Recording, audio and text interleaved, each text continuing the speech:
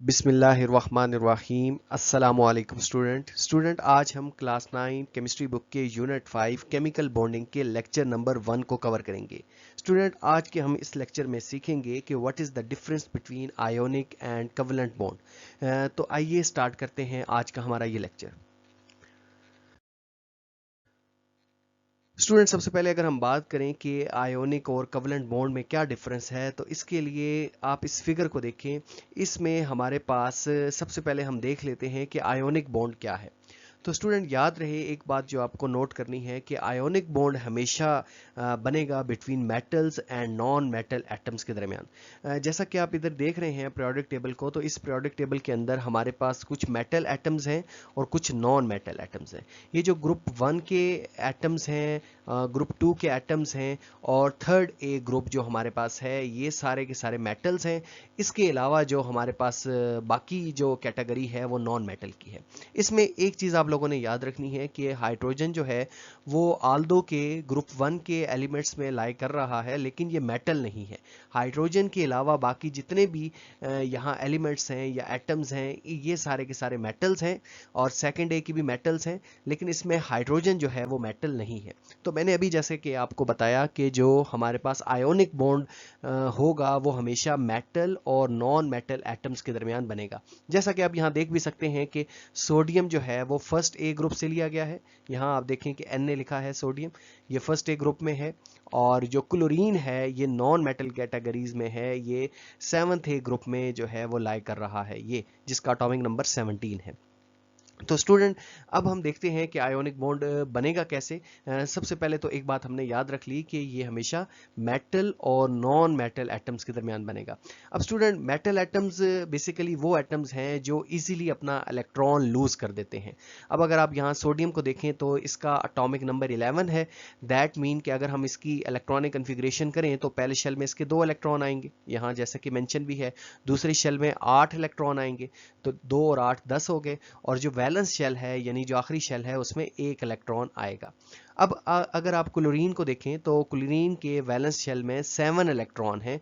इसकी electronic configuration को अगर आप लोग करें कि इसका एटॉमिक नंबर 17 है, तो पहले शेल में 2 इलेक्ट्रॉन, दूसरे में 8, 2 और 8 10 और तीसरे में 7 इलेक्ट्रॉन आएंगे। तो सोडियम जो है ये मेटल एटम है। तो मेटल एटम्स क्या करते हैं कि इजीली इलेक्ट्रॉन को लूज कर देते हैं जब ये नॉन मेटल के साथ इंटरेक्ट करते हैं। यानी ये 2 एटम पास आएंगे तो ये जो सोडियम का इलेक्ट्रॉन है ये क्या हो जाएगा, लूज हो जाएगा, यहाँ से निकलेगा। जब ये यहाँ से इलेक्ट्रॉन निकलेगा इसके पास चला जाएगा तो ये जो है वो कैटाइन बन जाएगा, यानी पॉजिटिवली चार्ज पार्टिकल बन जाएगा। और जो इलेक्ट्रॉन गेन करेगा, ये देखिए रेड कलर का इलेक्ट्रॉन, वो नेगेटिवली चार्ज पार्टिकल बन जाएगा। इसको हम समझ भी सकते हैं कि ये किस तरह हुआ। देखें बेसिकली हमारे पास यहाँ सोडियम के जो प्रोटॉन थे, क्योंकि इसका एटॉमिक नंबर 11 था तो इसके जो प्रोटॉन्स हैं यानी न्यूक्लियस में जो पार्टिकल्स हैं पॉजिटिवली चार्ज पार्टिकल्स, वो 11 हैं। और जो बाहर इलेक्ट्रॉन है वो भी 11 है। तभी तो एटम न्यूट्रल होता है। हम कहते हैं कि एटम क्यों न्यूट्रल है, क्योंकि उसके अंदर जितने पॉजिटिव चार्ज पार्टिकल्स हैं उतने ही नेगेटिवली चार्ज पार्टिकल्स भी एग्जिस्ट करते हैं। इसी तरीके से क्लोरीन को देखें तो क्लोरीन का एटॉमिक नंबर 17 है। तो इसका मतलब ये है कि इसके न्यूक्लियस में प्रोटॉन्स की तादाद 17 है। और अगर हम इलेक्ट्रॉन्स की बात करें तो इसके इलेक्ट्रॉन भी जो हैं वो भी 17 ही होंगे, क्योंकि इन दोनों ने कंबाइन होकर एटम को न्यूट्रल रखना है। अब होगा क्या कि जब ये सोडियम एटम अपना एक इलेक्ट्रॉन इसको दे देगा तो अब सोडियम के प्रोटॉन्स कितने हैं, तो सोडियम के प्रोटॉन तो इसने नहीं दिए, प्रोटॉन तो 11 ही होंगे, लेकिन इलेक्ट्रॉन जो हैं वो 10 हो जाएंगे। इसको हम यहाँ लिख भी सकते हैं कि सोडियम के जो प्रोटॉन है वो 11 है, लेकिन इलेक्ट्रॉन एक देने के बाद 10 हो गए। तो आप कह सकते हैं कि पॉजिटिवली चार्ज पार्टिकल ज़्यादा हो गए हैं एक एटम में नेगेटिवली चार्ज पार्टिकल से, जिसकी वजह से पूरे एटम पर जो पॉजिटिवली चार्ज है वो डोमिनेट हो जाएगा, पूरा एटम पॉजिटिवली चार्ज हो जाएगा। इसी तरीके से अगर आप क्लोरीन को देखें, जब इसने एक इलेक्ट्रॉन ले लिया तो इसके इलेक्ट्रॉन्स की तादाद 18 हो जाएगी। पहले कितनी थी, 17। एक इलेक्ट्रॉन लेने के बाद इसमें इलेक्ट्रॉन्स की तादाद 18 हो गई। तो यहाँ जो है वो पूरे एटम पर नेगेटिवली चार्ज जो है वो डोमिनेट हो जाएगा, तो पूरा एटम नेगेटिवली चार्ज हो जाएगा। तो बेसिकली हमने यहाँ ये देखा इसमें अभी यहाँ ये देखा कि जो मेटल एटम होगा वो हमेशा इलेक्ट्रॉन को लूज करेगा और उसके ऊपर पॉजिटिवली चार्ज आ जाएगा, और जो नॉन मेटल एटम्स होगा वो हमेशा क्या करेगा, इलेक्ट्रॉन को गेन करेगा और इसके ऊपर नेगेटिवली चार्ज पार्टिकल आ जाएगा। वैसे अगर आप देखना चाहें, जब NaCl पूरा ये कंपाउंड बनेगा तो इसमें जो टोटल पॉजिटिव चार्ज होंगे वो हमारे पास कितने हो जाएंगे, वो हमारे पास हो जाएंगे जी 28। देखें 11 प्रोटॉन इसके हैं, 17 प्रोटॉन इसके हैं, टोटल प्रोटॉन कितने हो गए 28। और इलेक्ट्रॉन्स अगर आप देखें तो यहाँ इलेक्ट्रॉन 10 है और यहाँ भी इलेक्ट्रॉन जो है वो यहाँ इलेक्ट्रॉन 18 है, तो टोटल जो इलेक्ट्रॉन है वो 28 हो गए। इसी वजह से हम कहते हैं कि जो ये आयोनिक कंपाउंड होता है ये इलेक्ट्रिकली न्यूट्रल होता है। क्यों? क्योंकि इसके अंदर जितने पॉजिटिवली चार्ज पार्टिकल्स हैं उतने ही नेगेटिवली चार्ज पार्टिकल्स हैं। तो बेसिकली हम यहाँ क्या देख रहे हैं, बेसिकली हम यहाँ ये देख रहे हैं कि ये जो पॉजिटिवली चार्ज पार्टिकल है और ये जो नेगेटिवली चार्ज पार्टिकल्स है, पॉजिटिव और नेगेटिव एक दूसरे को अट्रैक्ट करते हैं लाइक अ मैग्नेट। जिस तरह मैग्नेट आयरन को करता है, इन दोनों ऑपोजिटली चार्ज के दरमियान एक फोर्स ऑफ अट्रैक्शन होती है। तो ये जो ऑपोजिटली चार्ज पार्टिकल के दरमियान फोर्स ऑफ अट्रैक्शन है, इसी अट्रैक्शन की वजह से ये दोनों मिलकर रहते हैं और एक कंपाउंड बनता है NaCl, जिसे हम साल्ट या नमक भी कहते हैं। तो ये तब ही बनता है कि जब ये ऑपोजिटली चार्ज पार्टिकल्स होते हैं। तो अब हम इसको लिख लेते हैं अपने पास कि आयोनिक बॉन्ड की हमने जो डेफिनेशन पढ़ी उसमें ये था कि the force of attraction that bind oppositely charge ion called ionic bond. यानी जो दो ऑपोजिटली चार्ज हैं, एक पॉजिटिव चार्ज है और एक नेगेटिव, ये ऑपोजिट चार्ज है। अगर यहाँ भी पॉजिटिव होता तो हम कहते हैं सेम चार्ज। तो ऑपोजिट चार्ज के दरमियान जो फोर्स ऑफ अट्रैक्शन होती है, इस फोर्स ऑफ अट्रैक्शन को हम बेसिकली नाम देते हैं आयोनिक बॉन्ड का। इसके बाद हमने जो दूसरा पॉइंट इसका पढ़ा था वो ये पढ़ा था कि आयोनिक बॉन्ड जो है वो हमेशा फॉर्म होगा between metal and non metal atoms. तो इसको भी हम लिख लेते हैं कि the bond formed between metal and non metal atoms. ये बड़ा ही इंपॉर्टेंट पॉइंट है स्टूडेंट, इसको आपने मेमोराइज करना है, याद करना है। इसके बाद अगर हम बात करें कोवलेंटली बॉन्ड कंपाउंड्स की, तो कोवलेंटली बॉन्ड किसे कहेंगे? तो इसके लिए इस फिगर को आप समझें कि जिसमें सेंटर में एक न्यूक्लियस है और साइड में बाहर जो है वो इलेक्ट्रॉनिक क्लाउड है। यहाँ हमने जस्ट एक इलेक्ट्रॉन को प्रेजेंट किया है, दिखाया गया है। और इस तरह ये एक और एटम है, इसके सेंटर में न्यूक्लियस यानी पॉजिटिवली चार्ज पार्टिकल और साइड में इलेक्ट्रॉन है। तो ये जो पॉजिटिवली चार्ज पार्टिकल है और नेगेटिवली चार्ज पार्टिकल है, इन दोनों के दरमियान फोर्स ऑफ अट्रैक्शन है, तभी तो इलेक्ट्रॉन यहाँ इसके गिर्द जो है वो रिवॉल्व कर रहा है या इसके गिर्द रह रहा है।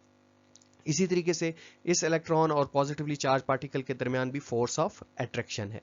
अब क्या है कि जब ये दोनों एटम पास आएंगे तो इसका जो पॉजिटिवली चार्ज न्यूक्लियस है वो अपने इलेक्ट्रॉन को तो अट्रैक्ट करेगा, लेकिन साथ ही साथ वो दूसरे इलेक्ट्रॉन को भी क्या करेगा, पुल करेगा, क्योंकि जिस तरह का ये इलेक्ट्रॉन है वैसा ही ये इलेक्ट्रॉन है। इसी तरीके से जो ये वाला एटम है, इसका जो पॉजिटिव चार्ज है न्यूक्लियस, वो अपने इलेक्ट्रॉन को तो अट्रैक्शन करेगा, लेकिन साथ साथ इसके इलेक्ट्रॉन को भी अट्रैक्शन करेगा। मैं यहाँ इसको ड्रॉ कर देता हूँ ताकि आप इसको इजीली समझ सकें कि ये जो हमारे पास पॉजिटिव चार्ज पार्टिकल्स है वो इस इलेक्ट्रॉन को अट्रैक्ट करेगा, और इसी तरीके से ये जो पॉजिटिवली चार्ज पार्टिकल है वो इसके इलेक्ट्रॉन को अट्रैक्ट करेगा, जिसकी वजह से ये जो दोनों इलेक्ट्रॉन है ये क्लोज हो जाएंगे, यानी ये दोनों इलेक्ट्रॉन्स इकट्ठे हो जाएंगे।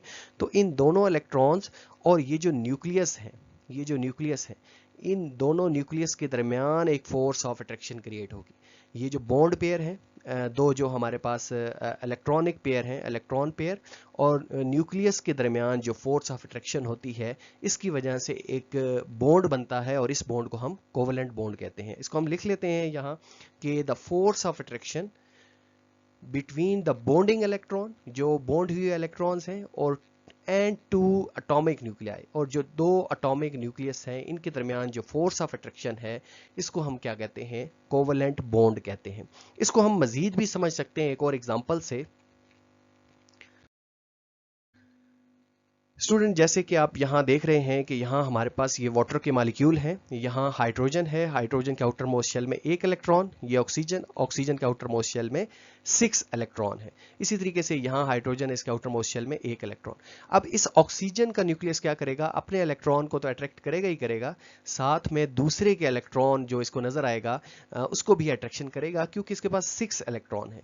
तो कोई भी एटम चाहता है कि उसके आउटर मोस्ट शेल में 8 इलेक्ट्रॉन पूरे रहें, तभी वो स्टेबल होता है। तो स्टेबिलिटी के लिए ये रिएक्ट करेगा विद हाइड्रोजन एटम और इसके इलेक्ट्रॉन को अपने पास ले आएगा। अब हाइड्रोजन क्या करता है कि पूरा इलेक्ट्रॉन इसको नहीं देता, वो क्या करता है कि ये इलेक्ट्रॉन अपने पास भी रखता है। इसी तरीके से हाइड्रोजन का जो न्यूक्लियस है वो इसके इलेक्ट्रॉन को अट्रैक्ट करेगा और ये दोनों कंबाइन रह जाएंगे। तो ये जो बॉन्ड पेयर है, इलेक्ट्रॉनिक बॉन्ड पेयर है, उसमें और जो हाइड्रोजन और ऑक्सीजन का न्यूक्लियस है इसके दरमियान फोर्स ऑफ अट्रैक्शन डेवलप हो जाएगी। इसी को हम कोवलेंट बॉन्ड कहते हैं। स्टूडेंट, ये जो कोवलेंट बॉन्ड होगा, जिस तरह अभी हमने देखा कि आयोनिक बॉन्ड मेटल्स और नॉन मेटल्स के दरमियान होता है, तो जो कोवलेंटली बॉन्ड होता है, बनता है, वो हमेशा बनता है नॉन मेटल एटम्स के दरमियान। मैंने आपको पहले बताया था कि जो हाइड्रोजन है ये आल्दो के हमने इसको रखा है मेटेलिक ग्रुप की कैटेगरी में, लेकिन हाइड्रोजन मेटल नहीं है। इसके अलावा जितने एलिमेंट्स हैं वो सारे के सारे मेटल्स हैं। तो हाइड्रोजन भी नॉन मेटल है और ऑक्सीजन, तो ऑक्सीजन आ भी हमारे पास यहाँ 6A ग्रुप में रहा है, इसका एटॉमिक नंबर 8 होता है। तो ये भी क्या है, नॉन मेटल है। तो इन दोनों नॉन मेटल्स के दरमियान जो है वो कोवलेंटली बॉन्ड बनेगा। इसमें ये नहीं होता कि ये जो है वो कंप्लीटली इलेक्ट्रॉन ट्रांसफर करता है, बल्कि वो म्यूचुअल शेयर करते हैं। इसके बाद इस पॉइंट को भी हम लिख लेते हैं कि the bond form between non metal atoms. जिस तरह ये मेटल और नॉन मेटल्स के दरमियान बनता है, तो ये हमेशा नॉन मेटल एटम्स के दरमियान कोवलेंटली बॉन्ड बनता है। नेक्स्ट स्टूडेंट, हम देखते हैं कि क्या डिफरेंस है। नेक्स्ट स्टूडेंट, ये डिफरेंस है कि it is formed by complete transfer of electron. जो आयोनिक बॉन्ड होगा इसमें इलेक्ट्रॉन एक एटम से निकलकर दूसरे एटम में कंप्लीटली मर्ज हो जाएगा, चला जाएगा। जबकि कोवलेंटली बॉन्ड में ऐसा नहीं होता। इसमें म्यूचुअल शेयरिंग ऑफ इलेक्ट्रॉन होती है कि एक एटम अपना एक इलेक्ट्रॉन भी रखता है, साथ में वो दूसरे को भी अट्रैक्ट करता है। इस तरह ये ऑक्सीजन जो है अपना भी रखेगा और साथ में हाइड्रोजन को भी क्या करेगा, अट्रैक्ट करेगा। तो इन दोनों के दरमियान ये जो बॉन्ड पेयर इलेक्ट्रॉन है, ये दोनों के दरमियान जो है वो सर्कुलेट करते रहते हैं, जिसकी वजह से ये शेयरिंग होती रहती है। यानी ये ना तो हाइड्रोजन के पास कंप्लीटली जाते हैं, ना तो ऑक्सीजन के पास कंप्लीटली जाते हैं। अच्छा, इसमें एक और बड़ी इंपॉर्टेंट चीज़ ये है कि जाहिर सी बात है, जो बड़ा न्यूक्लियस होगा वो थोड़ा ज़्यादा पावरफुल इनको अपनी तरफ खींचेगा, जिसकी वजह से पोलैरिटी काज होगी। वो इंशाल्लाह फिर एक नेक्स्ट लेक्चर में उसको कवर करेंगे। अब हम देखते हैं इसका नेक्स्ट पॉइंट क्या है। नेक्स्ट हमारे पास ये है कि ionic bond compound exist in solid state. जो मोस्टली आयोनिक कंपाउंड होते हैं वो सॉलिड फॉर्म में एग्जिस्ट करते हैं। जैसे NaCl, नमक आप लोगों ने देखा होगा, ये सॉलिड फॉर्म में एग्जिस्ट करते हैं आयोनिक बॉन्ड्स के कंपाउंड्स। इसके साथ अगर हम बात करें, कोवलेंटली बॉन्डेड कंपाउंड जो होते हैं वो लिक्विड या गैसियस स्टेट में एग्जिस्ट करते हैं। जिस तरह की वाटर है, वाटर लिक्विड की फॉर्म में एग्जिस्ट करता है। मीथेन गैस है, CH4 जो आप घरों में यूज करते हैं, वो गैसियस फॉर्म में एग्जिस्ट करती है, वो भी कोवलेंट बॉन्डेड कंपाउंड है। नेक्स्ट स्टूडेंट, अब हम नेक्स्ट पॉइंट की तरफ मूव करें तो वो है कि ionic bonded compounds have high melting and boiling point. जो आयोनिक बॉन्डेड कंपाउंड्स होते हैं इनका मेल्टिंग और बॉइलिंग पॉइंट बहुत ज़्यादा होता है, क्योंकि ये जो आयोनिक बॉन्ड है ये स्ट्रॉन्ग बॉन्ड है as compare to covalent bond. और दूसरी बात ये है कि ये सॉलिड स्टेट में तभी एग्जिस्ट करते हैं क्योंकि इनका बॉन्ड जो है वो स्ट्रॉन्ग बॉन्ड होता है। यानी आप ये भी डिफरेंस लिख सकते हैं कि आयोनिक बॉन्ड इज स्ट्रॉन्गर और कोवलेंट बॉन्ड कंपाउंड या covalent bond is weaker. Next, अगर हम इसके ऑपोजिट बात करें पैरेलल में, तो कोवलेंटली बॉन्डेड कंपाउंड्स जो है वो लो मेल्टिंग और बॉइलिंग पॉइंट होता है। इसके अलावा मजीद डिफरेंस की अगर हम बात करें तो इसमें है कि ionic bond always form between different atoms. ये स्टूडेंट बड़ा एक इंपॉर्टेंट पॉइंट है कि जो आयोनिक बॉन्ड होगा वो डिफरेंट एटम्स में बनेगा। जैसे सोडियम एक अलग एटम है और क्लोरीन एक अलग एटम है, ये डिफरेंट एटम्स हैं, इनके दरमियान हमेशा जो है वो आयोनिक बॉन्ड बनता है। इस तरह MgCl, ये Mg मैग्नीशियम एक डिफरेंट एटम है और क्लोरीन ये डिफरेंट एटम है। ये जो Cl2 लिखा है, इस मैग्नीशियम के दोनों साइड पर क्लोरीन लगे हैं, इसका ये मतलब है, लेकिन ये डिफरेंट एटम्स हैं। जबकि कोवलेंटली कंपाउंड्स की अगर हम बात करें तो ये सिमिलर और डिफरेंट दोनों में फॉर्म हो सकता है। जैसे ऑक्सीजन एक एटम और दूसरे ऑक्सीजन एटम के दरमियान O2 की फॉर्म में ये हमारे पास एक कोवलेंटली बॉन्ड है, यानी सिमिलर एटम है, क्लोरीन और दूसरा क्लोरीन मिलकर कोवलेंटली बॉन्ड बनाते हैं, एक हाइड्रोजन और दूसरा हाइड्रोजन मिलकर कोवलेंटली बॉन्ड बनाते हैं। लेकिन वाटर के केस में जो है वो ऐसा नहीं है, ये डिफरेंट एटम्स हैं और यहाँ जो है वो सेम एटम है। तो कोवलेंटली बॉन्ड जो है वो सेम और डिफरेंट एटम्स दोनों के दरमियान बन सकता है। तो student, this is all about the difference between ionic and covalent bond. इससे रिलेटेड अगर आपकी कोई भी क्यूरी या क्वेश्चन हो तो कमेंट सेक्शन में लाजमी पूछिए। अपना बहुत ख्याल रखिएगा। इंशाल्लाह नेक्स्ट कॉन्सेप्ट असेसमेंट एक्सरसाइज के साथ मिलते हैं। तब तक के लिए अल्लाह हाफिज।